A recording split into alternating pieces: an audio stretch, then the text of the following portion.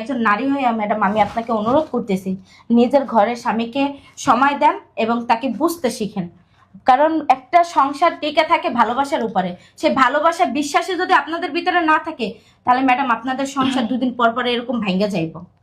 তুমি ঠিকই বলছো, ভুলটা আমারই। আমার ভুলের জন্য আজকে এত কিছু। আমি যদি ভুল না করতাম আজকে হয়তো ও তোমার কাছে আসতো না। আমি যদি ওকে সময় দিতাম, ওকে যদি ভালোবাসতাম, আমার কাছে টানতাম, তাহলে তো তোমার কাছে আসতো না। এইটাই আমি ম্যাডাম। ওকে সময় দিই নাই, কাছে টানি নাই, ভালোবাসা দিই নাই বোধহয় ও তোমার কাছে ভালোবাসা খুঁজতে আসছে। ভুলটা আমারই। হ্যাঁ, ভুলটা আমার স্বামীর না।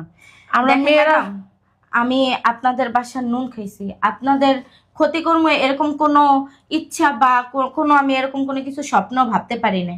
কিন্তু স্যার আমাকে সবকিছু বলার পরে আমরা দুজনে মিললা এই কাজটা করতে বাধ্য হয়েছি। ম্যাডাম আপনি আমাকে মাফ করে দিবেন। না, ঠিক আছে, মাফ করার কিছু নাই। আর এই তুমি যে নেন টাকা। টাকাটা তোমার কাছে রাখো। না না ম্যাডাম, আমার টাকা লাগবে না। আপনার টাকাটা তোমার লাগবে। কাছে রাখো।